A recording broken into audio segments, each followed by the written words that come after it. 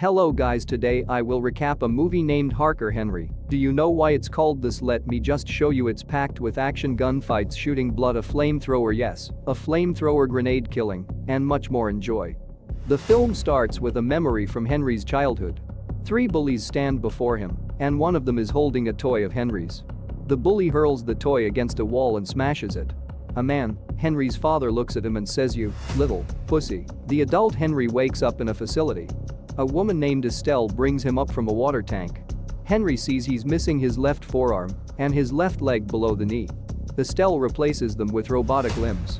Henry is unable to speak because his voice box hasn't been installed yet and he has no memory of how he got to where he is. Estelle claims that she is Henry's wife. Estelle brings Henry into a room with 2 other scientists, Robbie and Timothy. They prepare to install Henry's voice until a team of mercenaries led by Akan storm in. They blow the door open, crushing Robbie. Akan asks Timothy to explain Henry's arrival at the facility. Timothy says that Henry's limbs were shot off and his skull was fractured badly until now. Akan then uses telekinetic powers to levitate Timothy and stab him to death. He plans to create an army of soldiers similar to Henry. Estelle plays a loud sound to hold the mercs off and give her and Henry a chance to run. She leads him to an escape pod for the 2 of them. They are ejected from the facility, which happens to be up in the sky. The pod lands on a bridge. After Henry pulls Estelle out of the pod, another team of mercs led by Yuri arrive. Estelle tells Henry to engage them. Henry punches Yuri and gets a few good hits, but the mercs take him down and Yuri pushes Henry off the bridge. He lands on a car and then runs into a freight container. There, he finds a car and turns it on, letting it roll out to hit the mercs. He fights the mercs until a van runs through and plows through the villains. The driver is a man named Jimmy. He kills 2 other mercs and tells Henry to follow him, knowing who he is.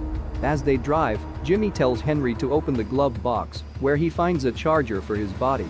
They are stopped by 2 cops, who turn out to be dirty crooks working for Akan. They shoot Jimmy in the head, forcing Henry to run through the subway for safety. The cops find him there, but Henry fights them and shoots one of them to death. Henry runs back out into the streets and onto a bus. There, he finds Jimmy, actually a clone, dressed like a homeless man. He rips a tracking device out of Henry's arm and then tells him to find a man named Slick Dimitri and take his booster pad from his chest and then to meet up with Jimmy after the task is complete. Jimmy then looks out the window and sees a man in a metal suit. He sticks his head out to make fun of him until the man wields a flamethrower. Homeless Jimmy gets burnt alive and Henry must run again. Henry finds the building where Dimitri is located. He climbs the building and enters through a window. He kills the goon he comes across before making it into Dimitri's room.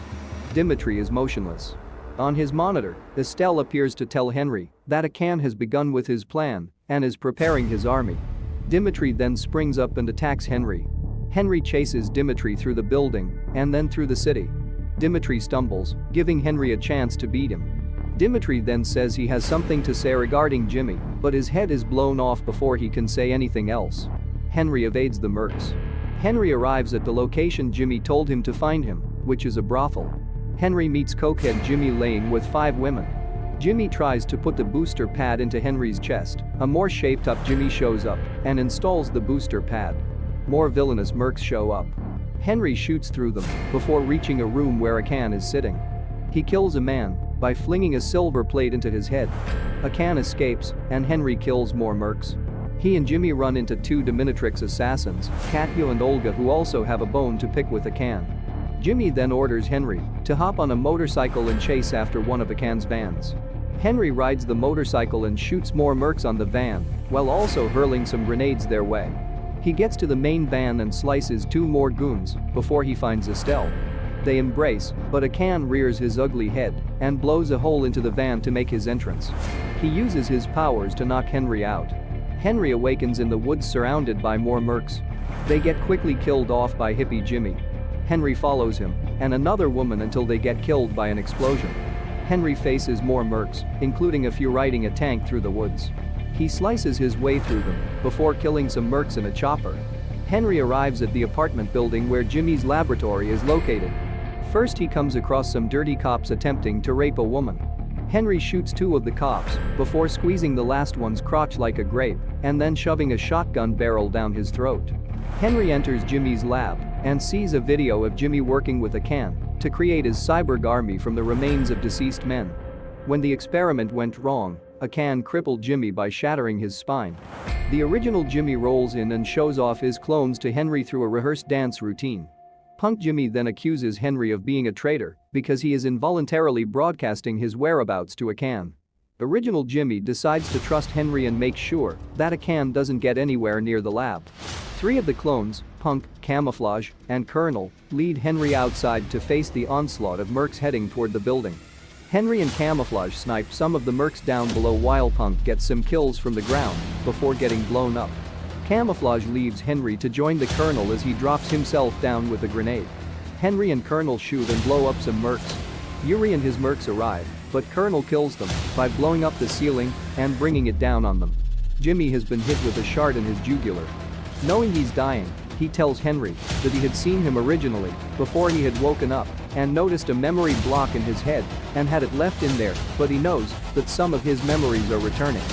Before dying, he says it's good to have had Henry as a friend and asks him to make sure he looks into Akan's eyes as he kills him.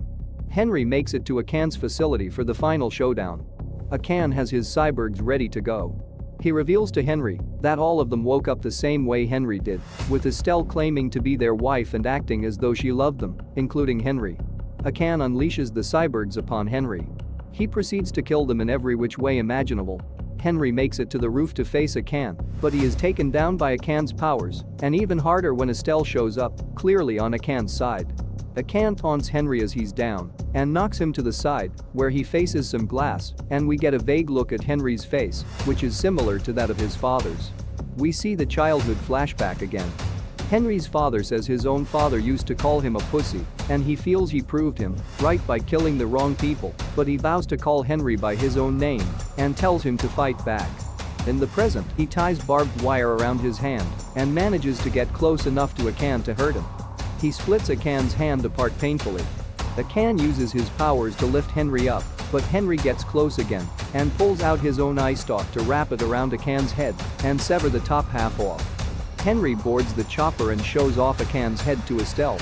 She furiously shoots at Henry until he holds his hand up, causing the bullet to ricochet and strike her.